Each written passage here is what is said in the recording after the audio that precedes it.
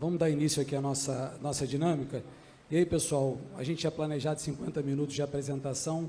Vamos ver se a gente consegue fazer em 35, para que o nosso colega do Sebrae, em 20, apresente o painel que fala sobre acesso ao crédito.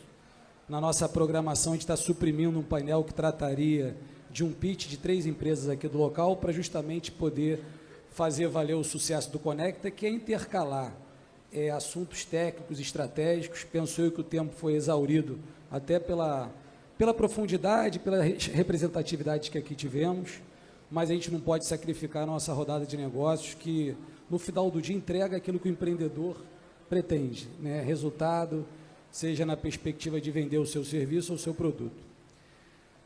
A todo tempo, a gente falou aqui, Haldre, Adail e Vitor, sobre segurança jurídica, né? Sobre a necessária previsibilidade, ainda mais num segmento como o nosso de óleo e gás, de capital intensivo.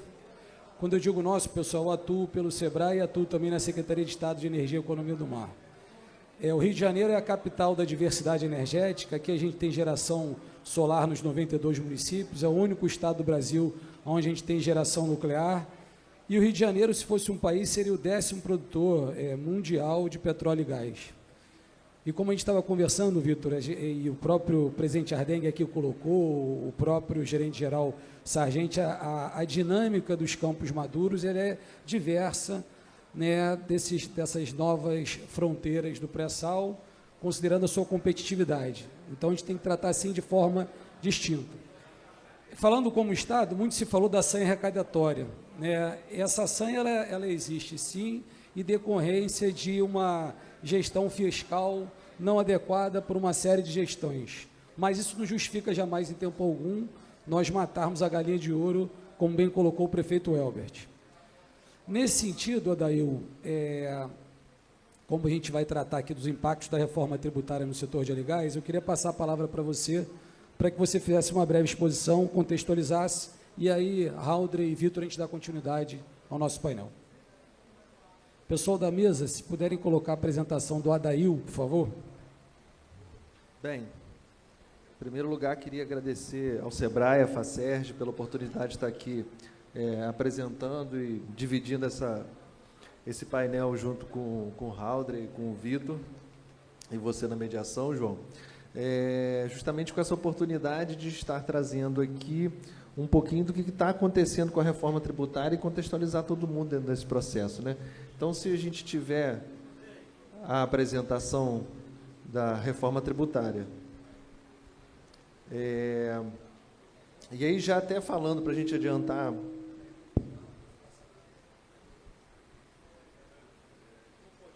obrigado, já? E aí até para a gente já caminhar um pouco na condução desse painel,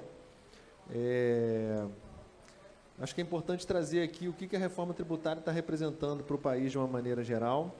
E aí já caminhando um pouquinho. Acho que não está... Não sei se está funcionando. Foi. Aqui um pouquinho do que é a Adail Costa, né? Minha estrutura aqui, nós temos uma empresa de contabilidade aqui e a gente está focado já em cima da reforma tributária desde da construção do texto em grupos de trabalho, né? Para a gente adiantar um pouquinho. O que a gente vai ver hoje? Então, basicamente aqui, como é que é a transição tributária sobre o consumo, os pilares principais, obviamente, da reforma tributária e como preparar a sua empresa. Só uma curiosidade aqui, ó, para quem não sabe o que significa isso aqui, ó, isso aqui é a primeira declaração de imposto de renda conhecida, tá? Isso aqui é uma declaração de imposto de renda asteca. A gente encontrou isso aqui porque foi fazer uma pesquisa em relação à tributação, então a gente encontrou esse aí, primeiro registro de imposto de renda, né? Tem muita história aí ainda. Da onde a gente parte? A gente parte de uma mudança do que a gente faz hoje no modelo de tributação e de uma arrecadação que em 2024 gerou 1,37 tri de arrecadação, estados, municípios, governo federal. Então, é a partir desse momento que a gente inicia. justamente pelo fato de que essa tributação, ou esse valor arrecadado, na verdade, vai ser o valor que vai ser utilizado como parâmetro para a tributação, obviamente também para a definição de alíquota para os próximos períodos. Tá?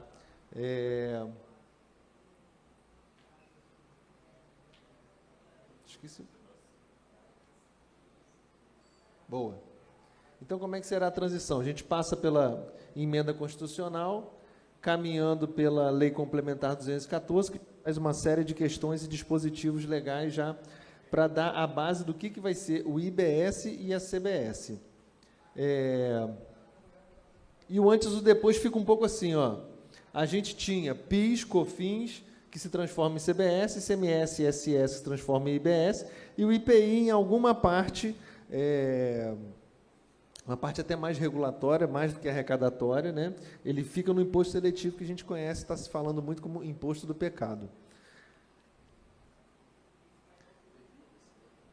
Bebida, cigarro, arma, existe uma série de questionamentos em verdade, que a gente não vai entrar muito nos detalhes aqui, né? Porque fala de bebidas açucaradas, né? O que é, o que não é. Ontem teve uma discussão sobre a Coca-Cola, enfim. A gente vai ficar muito tempo. E a transição começa já em 2026. Ela já é um início de teste, tá? Ela não vai iniciar as alíquotas em 2026, mas ela já começa a fazer teste. Então, se você tem uma empresa, você já tem que observar como é que está o parâmetro da sua empresa, por exemplo, em relação à nota fiscal. Sua nota fiscal já foi configurada, se você já está conseguindo emitir, nem que seja de teste, para você justamente não ter nenhum problema, que a partir de 1º de 2026, você já vai estar obrigado a utilizar a nota fiscal do padrão nacional. 27, acaba o PIS e COFINS. Então, vai ser bem rápido. E a gente entra aqui com a CBS. Isso vai passar por 27, 28, e a partir de 29 até 2032, a gente começa a aumentar gradualmente o ICMS, aumentar gradualmente o IBS, tá? E reduzir o ICMS dentro da composição dos impostos. Até chegar a 2033, que é onde a gente vai ter integralmente IBS, CBS, e excluindo o ICMS, ISS e o COFINS, que ele deixa de existir. Aparentemente, quando a gente começa a falar sobre isso, parece muito que se transforma simplesmente numa questão de que eu estou fazendo uma mudança das letras dos impostos. Mas, em verdade, o que acontece é a forma que vai se tributar. Hoje, a gente tem uma alíquota estimada em referência de 28% para o somatório desses impostos, tá? Isso é uma alíquota estimada, deixando bem claro, tá? E ela vai ter uma flexibilidade de ser ajustada, tanto pelo governo federal, pela União, pelos estados e pelos municípios. Cada uma parte daqueles 28% lá tem um pedaço que é do estado, um pedaço que é do município, um pedaço que é da União. Então, cada um desses entes vão poder ainda regular essas alíquotas, tá? E elas vão ter algumas reduções. A gente vai ter alíquota zero, por exemplo, para ou isenção, né, para cesta básica, transporte público, 70% para locação imobiliária, 60% para a área de saúde, 40% para bares e restaurantes e 30% para profissionais liberais. Esse é o tamanho da redução, tá? Busca-se aqui muito trazer um pouco mais de uma tentativa de trazer uma justiça tributária, né? Uma vez que cesta básica, o quanto é fundamental para a população, o quanto também que se tem aqui para saúde, educação, cultura, então busca-se aqui um pouco de justiça tributária social. E aí começam as mudanças de verdade que eu comecei a falar. Não é só uma mudança de letras do que significa cada imposto, tá? Primeiro, a base de débitos. Algumas coisas vão passar a ser tributadas que antes não eram tributadas, tá? Vou destacar aqui a questão da locação. Hoje, locação não tem ISS, não tem ICMS. Isso vai passar a ser tributado, tá? Isso é extremamente importante vocês saberem. Mútuo oneroso e também instituição onerosa de direitos reais. Então, assim, o que a gente já tributava, compra, venda, licenciamento ou concessão, doação com contraprestação, isso já era tributado. Agora, a gente está incluindo esses 3 itens em vermelho aqui. O que eu reforço aqui hoje é a questão da locação, Tá? Então, você amplia a base do imposto, que antes não tinha, agora vai passar a ter. E aqui acho que é a principal mudança que a gente precisa estar atento, tá? Ou uma das principais mudanças, que é basicamente o seguinte: quando você faz a apuração do ICMS, por exemplo, você sabe o que você está lá no produto, você tem uma base de cálculo, você calcula o imposto e você apura com aquilo que você comprou para revenda. Com o IBS e a CBS, ou seja, com a reforma tributária, você vai poder utilizar o crédito não só daquilo que você revende, mas de tudo aquilo que é custo para você, de tudo que aquilo você adquire. Tá? Não são todos os custos, mas de tudo aquilo que você adquire. Então, só para efeito exemplificativo, hoje, por exemplo, os insumos da produção, quando você vai vender o seu produto, você vai poder apurar e utilizar de crédito, tá, os insumos da produção, tanto para PIS e COFINS quanto para ICMS. Até aí, somos muito parecidos com o que a gente vai ter no IBS e na CBS. Agora, quando a gente tem serviços utilizados na produção, no ICMS eu não posso utilizar isso na base de cálculo, eu não posso reduzir o imposto, apesar de ainda poder fazer no PIS e COFINS. E aí a gente tem outros exemplos, como material de escritório. Hoje, material de escritório, por exemplo, você não utiliza o crédito daquilo que você compra. Vai poder utilizar. Despesas administrativas, despesas comerciais. Você vai poder utilizar isso de crédito e reduzir o imposto que você tem para pagar lá no final do mês, né, após a apuração. Outro ponto importante também, compra de ativos imobilizados. Tá? Então, quando você compra uma máquina, um balcão para o seu equipamento, para o seu negócio, hoje, o imposto que está destacado ali, você não pode utilizar na apuração, ou seja, você não pode reduzir do custo que você tem tributário. A partir da reforma tributária, inclusive a compra de ativos, você vai poder deduzir do imposto que você tem para pagar. Isso é muito importante, isso é muito importante, porque a gente acabava tributando o investimento. E, a partir desse momento, a gente começa a mudar um pouco a chavinha e tira a tributação do investimento. Aqui um pouco do exemplo de como vão ficar os regimes de tributação. Então, a gente vai ter o lucro real com o imposto de renda no lucro real, contribuição social, IBS, CBS, o mesmo vai valer com o lucro presumido. Evidentemente que a diferença aqui é que o presumido presume-se o lucro. No Simples Nacional, a gente vai ter o imposto de renda em duas opções, tá?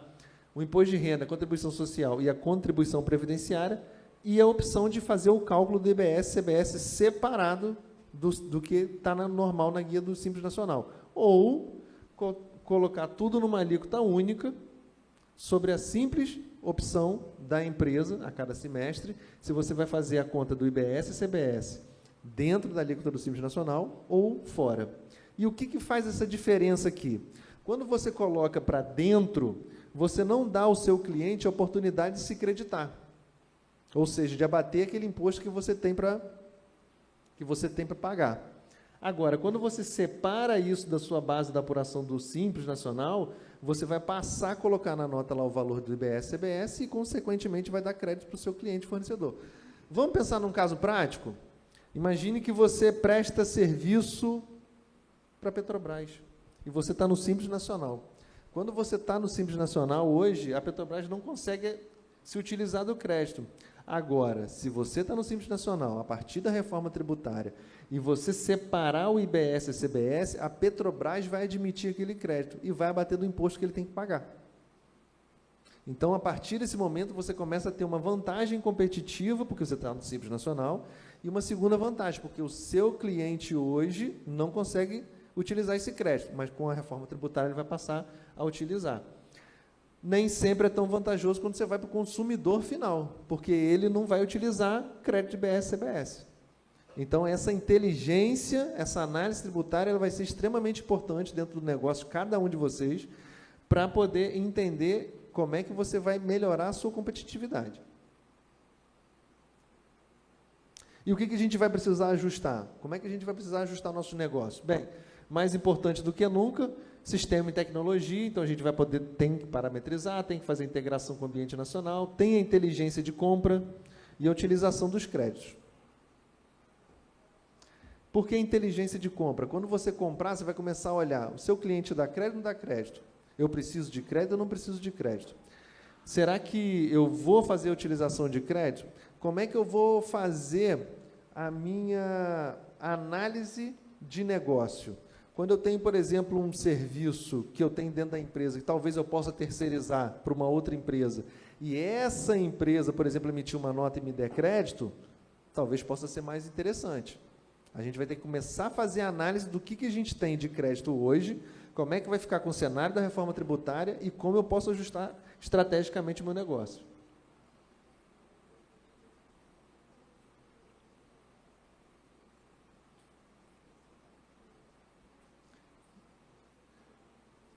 Mostrando um pouquinho ainda da parte tecnológica, como é que a gente está com a base do imposto.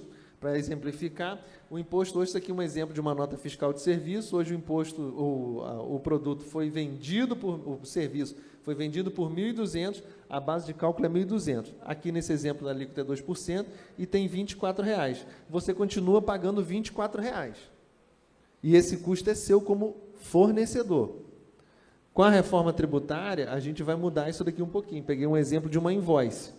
Hoje, você tem todos os produtos e serviços, você vai chegar aqui e vai colocar o seu valor do produto e serviço que você tem para entregar. E acrescentar o imposto que o seu cliente vai ter. O imposto sempre vai ser do cliente. Ele vai se utilizar dele, vai se utilizar de crédito e vai passar para o próximo elo da cadeia. Aqui um exemplo que eu já dei algumas vezes, só para a título de curiosidade, se a gente pegar um produto vendido a 10 mil e mantiver o preço, se a gente mantiver o preço em 10 mil, a gente vai ter a redução do IBS, da CBS, até chegar a redução dos impostos, chegando na receita líquida, até chegar nessa nova lucratividade aqui, ó. Ou seja, se você mantiver o seu preço do jeito que ele está hoje, com a reforma tributária, você vai ter uma redução do seu lucro. Então, aqui é um ponto importante de você buscar essa inteligência de analisar se você vai ajustar o seu preço ou se você vai seguir ajustando o preço para o cliente e também, obviamente, gerando crédito para ele. Então, aqui, ó, a gente tem uma redução do seu lucro, ó, em 16% no final, em 2033, você mantendo o preço.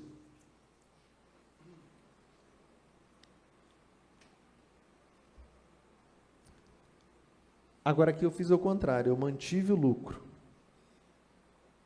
Aqui existe a manutenção do lucro, ó, permanece em 6 mil. Está vendo aqui? O quanto que eu vou ter que aumentar o preço. Olha lá, ó.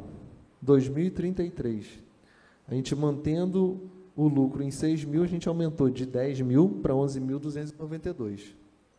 Esse é o valor final que o seu cliente vai pagar. Agora, tem uma diferença. Qual é a grande diferença? Você está vendo aquele cantinho ali, 2.470? Aquilo ali vai ser um redutor para o seu cliente. Por quê? Porque na hora quando ele for pagar o imposto dele, ele vai utilizar aquilo ali como crédito, ele vai bater do custo dele. Muitas das vezes ele não utilizar esse valor dos impostos. Agora ele vai passar a ter esse valor puro. Ou seja, o custo, por incrível que pareça, lá, ó, 8822, lá, ó, em cima da receita bruta, lá, ó, com a redução dos impostos e tudo mais, ficou em 8822, ele acabou ficando mais barato para o cliente. O seu custo do produto ficou mais barato. E ainda você deu crédito para o seu cliente. Então, olha só. Não acredito que a gente vai manter o lucro da mesma maneira e não acredito que a gente também vai utilizar a receita e diminuir todo o nosso lucro. A gente vai ter que ter inteligência de trabalhar isso para poder entregar o melhor benefício para o cliente. Isso vai ter que ser muito bem analisado e vai ser muito bem trabalhado a estratégia para ver onde a gente chega com isso. O cliente, obviamente, vai estar enxergando todo o custo que ele vai ter, inclusive o que ele vai deduzir na hora do crédito. Então, o crédito tributário financeiro é o maior impacto que você vai ter no fluxo de caixa. O primeiro é porque você vai ter essa diferença de lucratividade ou não, conforme você fizer a sua análise. Segundo, que vai existir uma diferença na hora de tributar, porque na hora que você emitir a nota fiscal de 1.000 para o seu cliente, e vamos hipoteticamente imaginar uma alíquota de 30%, ou seja, o cliente vai pagar 1.300, 1.000 vem para você, 300 vai direto para uma conta corrente separada que é do fisco. Esse dinheiro não vai vir para a empresa, ele vai estar em uma conta separada. Agora eu vou te perguntar, qual o impacto que isso vai gerar na sua empresa? Porque hoje você recebe os 1.300 e no período que vai decorrendo até a apuração e o pagamento efetivo do imposto, esses 300 se mantêm no seu caixa. E você usa ele no fluxo de caixa, você usa ele na apuração, e em alguns casos, muitas das vezes, as empresas fazem até mesmo investimento financeiro. Então, esse é um ponto extremamente importante, porque ele vai sair da circularização do seu caixa. Você não vai poder mexer com ele. E isso é um impacto muito importante, que eu entendo que, inclusive, as instituições financeiras já estão analisando propostas de crédito para os clientes, justamente porque sabem que se a gente imaginar a alíquota de 30%, a gente vai ter uma redução de 30% do fluxo do seu caixa. É um impacto importante, porque você recebeu hoje, você vai pagar o imposto quando? Mês que vem. Então, você tem aí 30 dias, muitas das vezes, até mais. Então, isso é fundamental. Outra questão também que eu queria ressaltar é o seguinte, E por que eu quero falar que ele é financeiro? Porque quando você recebe do seu cliente, muitas das vezes pode acontecer de você comprar do seu fornecedor, pagar em 60 dias, e aí você vai vender para o seu cliente, que te comprou em 30 dias. O que acontece dentro desse fluxo? Você vai pagar um imposto antes de receber o crédito. E aí vai ficar aquele crédito lá? Vai. Mas como é que fica o seu fluxo de caixa nesse período? Oi? Desencaixado. E também tem outro detalhe. Pode acontecer ao contrário. Você comprou, está lá com crédito, tudo bem. E aí você foi lá e forneceu para algumas empresas de óleo e gás que a gente tem. Alguém aqui já recebeu a proposta de receber em 180 dias? Né? Em 120? Em 150? Pois é. Imagina quanto tempo você vai ficar com esse desencaixe de recebimento. Outro ponto de atenção importante aqui são as questões dos contratos, porque hoje você tem um contrato com o seu cliente, hoje você tem um contrato com o seu fornecedor. Ele já está prevendo o que vai acontecer com a reforma tributária, porque lembra que era uma transição? Como é que ele vai ficar na transição? Será que você vai se apropriar de crédito de todos os impostos, de parte dos impostos? Se houver um problema, como é que você vai fazer para poder recuperar esse imposto? O imposto não vai para a sua conta, não disse? Então, se você emitiu uma nota fiscal errada e ele pagou equivocadamente, também o imposto que foi pago equivocadamente foi para a conta do fisco. Como é que você vai recuperar isso? Quem vai ser responsável? Seu cliente, seu fornecedor, você? E como é que vai ficar após a reforma tributária, se você já está considerando como é que os custos vão ser trabalhados durante esse período e após o período. Já encaminhando para o final, na minha humilde opinião, a reforma tributária é a maior mudança de mentalidade de negócio nos últimos 80 anos. A gente está na discussão da reforma tributária tem mais ou menos uns 50 anos, eu não era nem nascido.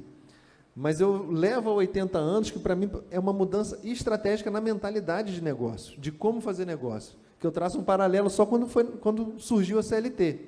Porque antigamente ninguém tinha registro adequado e agora passou a ter. Então, isso é uma mudança de mentalidade, é uma mudança de cultura dos negócios. E a pergunta é simplesmente se a sua empresa está preparada. Muito obrigado, pessoal.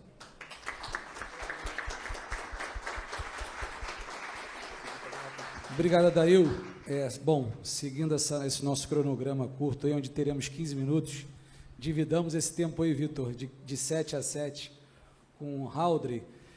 Bom, pessoal, como o Adail explicou muito bem, a reforma tributária está posta, né? Até quando a gente faz uma reforma na nossa casa, né, Maurício? A gente espera que a gente tenha uma casa mais eficiente, mais confortável, mais bonita. E penso eu que o legislador também teve essa intenção de deixar o ecossistema de negócio mais simplificado. Dito isso, Vitor, você na qualidade de gerente geral da Petrobras, nesse pouco tempo que você vai ter, mas foi o tempo que a gente até combinou, de 7 minutos, eu queria que você fizesse uma abordagem, Vitor, quais seriam os riscos, as oportunidades no segmento, nesse período de transição que já se iniciou? Boa tarde a todos, obrigado mais uma vez pelo convite, João. Prazer dividir aqui o palco com vocês, né? Eu sou do Rio de Janeiro, meus pais são de Araruama, então a gente já frequenta a região dos lagos, chega em Macaé como sempre aqui.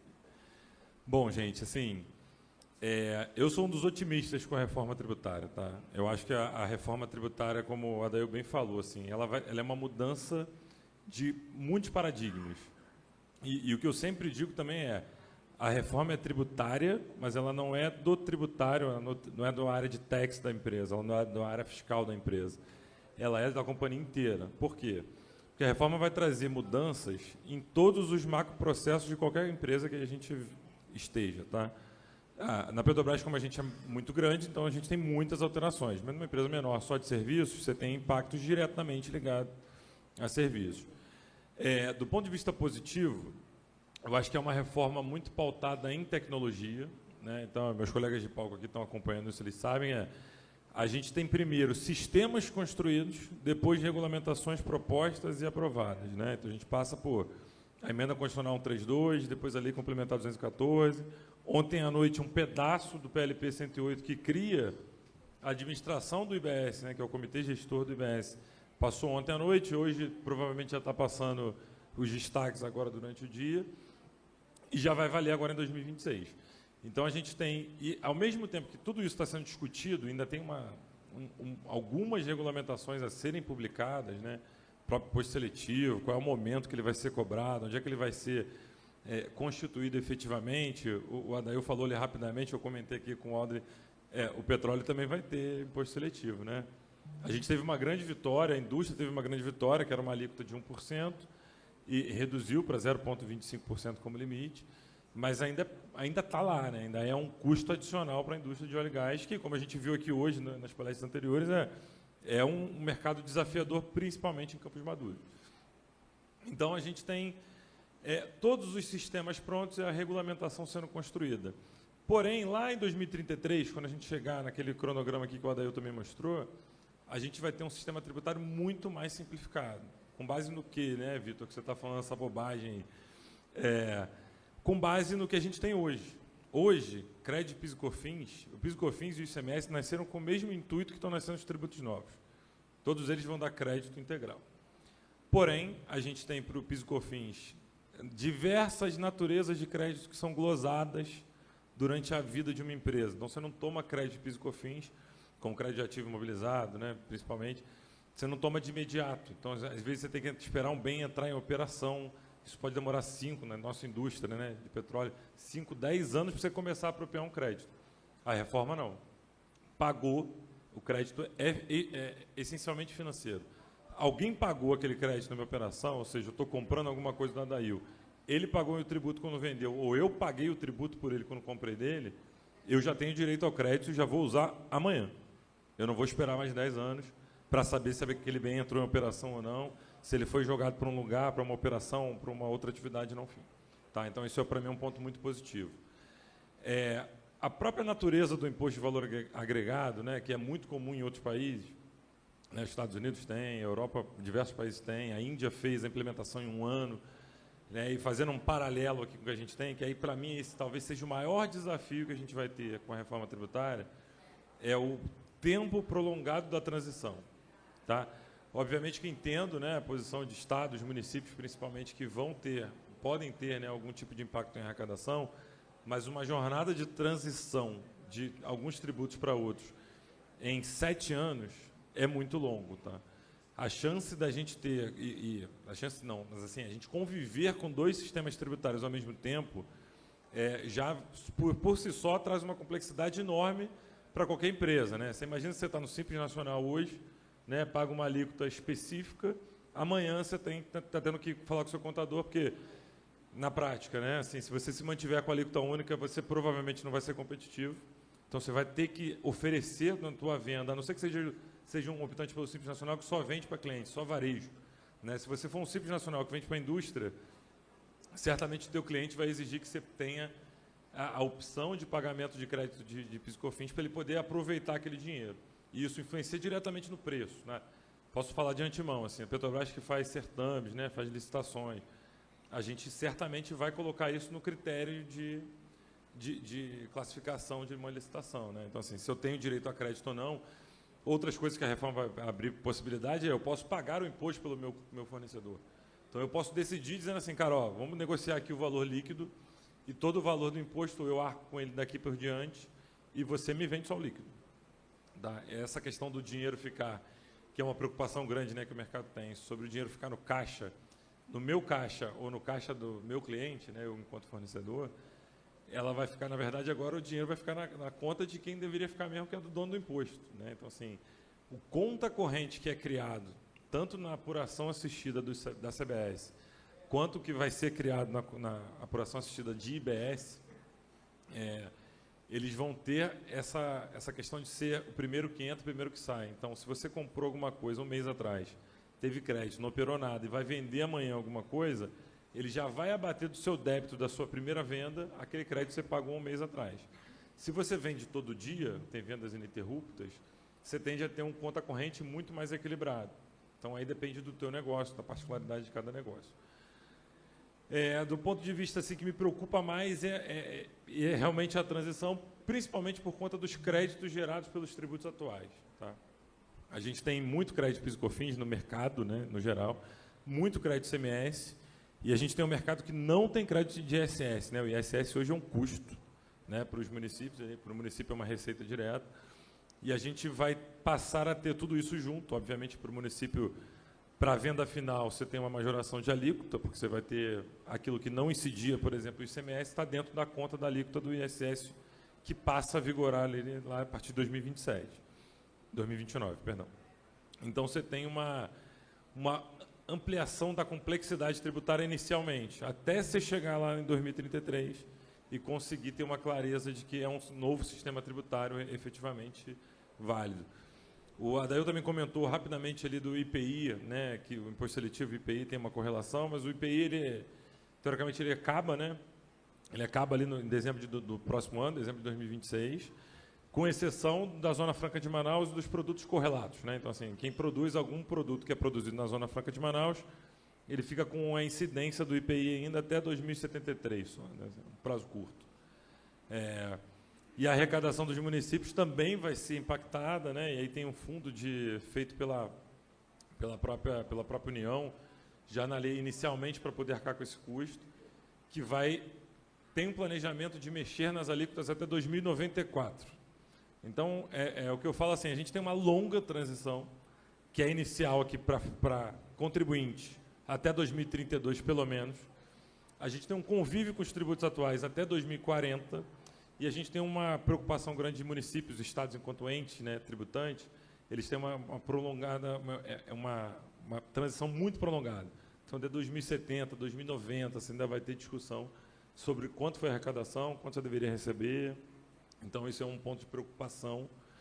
Mas, de maneira geral, acho positivo. Tá? Não sei se já falei meus 7 minutos aqui, mas eu tentei dar um overview sobre o que é a reforma tributária, sobre o que a gente vem, né, complementando o que o Adair já falou muito bem aqui. Acho que a gente tem um grande desafio pela frente, que é fazer as adaptações. Enquanto Petrobras, a gente já implementou a primeira onda. Né? As nossas notas fiscais de mercadoria já estão sendo emitidas com o IBS, CBS e alíquota TES. Ninguém consegue ver, né, porque ele não sai no documento fiscal, mas ele já está lá dentro do arquivo XML e já está funcionando normalmente. Tá? Agradeço aí mais uma vez, fico à disposição se tiver qualquer tipo de dúvida, quiser me procurar também, fique à vontade, tá bom? Obrigado, gente. Obrigado, Vitor. Bom, excelente, Vitor. A Petrobras ela tem um peso diferenciado aqui na região.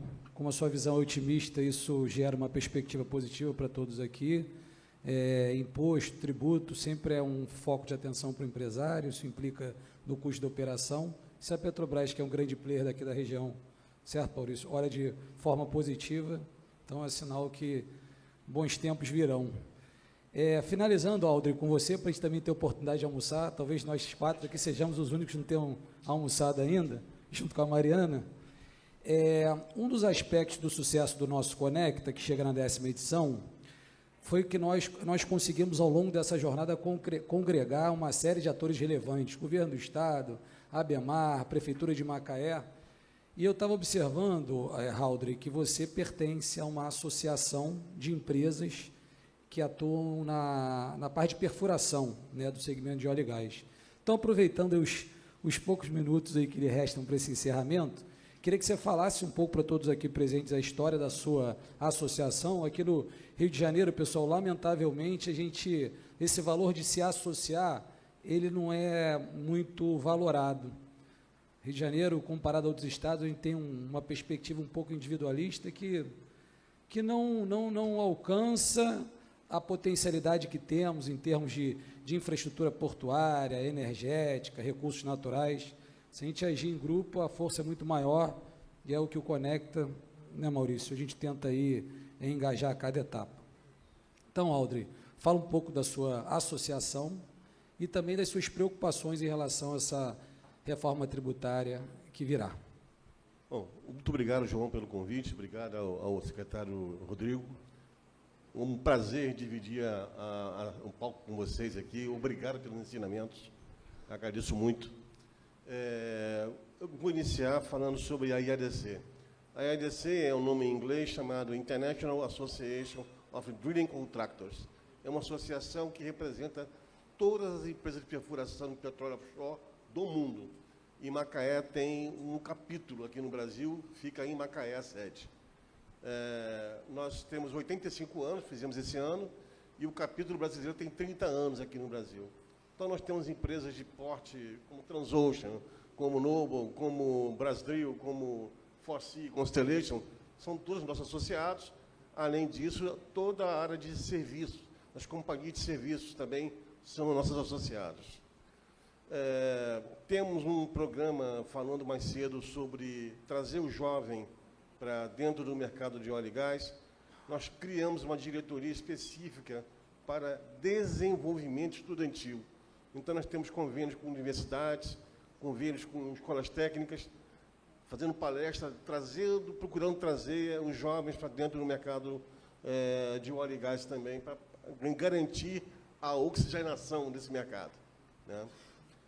Falando agora um pouco sobre a nossa visão do impacto disso no nosso negócio, ela é salutar por um momento, um aspecto, que é a questão do IVA, né? Tratar a economia como IVA. Só tem imposto depois de feito o meu preço e o meu lucro, correto? Isso é muito bom. Mas trouxe alguns atores importantes e que têm um impacto sensível no nosso custo. Exemplo, você não pagava locação, não pagava imposto sobre locação de equipamentos. O seu cliente também não pagava para você. E vai passar a pagar. Outro ponto importante é que a questão do recebimento desse crédito. Esse crédito ocorre quando há efetivamente o pagamento. O que acontece até hoje é que eu emiti a nota, eu já gerei meu crédito, eu já posso utilizar dentro do próprio mês. Esses são alguns aspectos que eu me lembrei agora. Vocês dois são os grandes especialistas nisso. Mas a nossa visão de business, me mostra o seguinte: isso vai gerar para mim, nos contratos que eu tenho hoje, que tem validade por mais 3, 5 anos, um desequilíbrio econômico-financeiro que eu vou ter que procurar o meu cliente para discutir com ele. E eu espero, sinceramente, que o meu cliente esteja preparado para discutir sobre isso. Por quê? Porque é um fato de força maior, é previsto em contrato quando há um aumento de alíquota, inclusão de impostos, diminuição de impostos, isso vai direto para preço. Mas as nossas experiências anteriores com relação a desequilíbrio econômico-financeiro foram conversas intermináveis de 12, 18 meses e que não chegaram a momento nenhum. Eu me lembro perfeitamente bem do PIS e COFINS, da cumulatividade, aquela história toda. Depois de discutirmos 18 meses com o cliente, nós fomos por DCTF, fizemos alteração e tomamos o crédito na hora, foi mais rápido e resolvemos nosso assunto. Não vou ter mais esse recurso. Os resultados também esperados, como o VPL positivo do projeto e a TIA esperada do nosso projeto, não serão mais os mesmos. E eu tenho que conversar com o meu cliente e preparar meu acionista para possíveis perdas. Isso nos preocupa muito. A nossa indústria de perfuração, por exemplo, é uma indústria que você pega $1,5 bilhão, coloca na frente e você vai levar 20 a 25 anos para recuperar parte desse valor. Sabendo que os contratos iniciais são de 3, que podem estender a 5 anos, e você tem mais 25 anos, mais 20 anos de risco totalmente seu. Você não tem nenhuma garantia de continuidade. Então, nós já tomamos muitos riscos. Então, vai ser necessário uma conversa muito próxima com nossos clientes para que ele se sensibilize dessa situação e que juntos, né, cheguemos a um meio termo, um meio do caminho, e também que chegamos também ao nosso acionista e dizer para ele também que ele vai precisar chegar também a algum meio do caminho. Que eu sei que o meu cliente não vai querer, eu entendo perfeitamente o lado dele, que ele não vai poder ou não vai querer assumir todo essa diferença que houver. Okay? Então, basicamente, seria essa a minha contribuição nesse momento.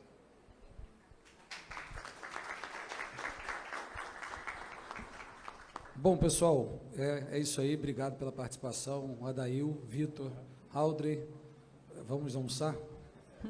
E a gente vai seguir para um painel agora antes da rodada de negócio, pessoal, que é o Marcos Mendes, do Sebrae, que vai falar sobre acesso ao crédito.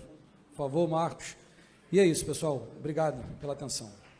Agradecemos muito aos nossos painelistas, pedimos uma última foto oficial, lembrando que todo esse conteúdo, gente, vai estar disponível nas redes da Facerj, um conteúdo riquíssimo, extremamente técnico e importante para quem trabalha na área de petróleo e até em outros setores, empresários que atuam, que vão ter aí muitas mudanças pela frente na área tributária.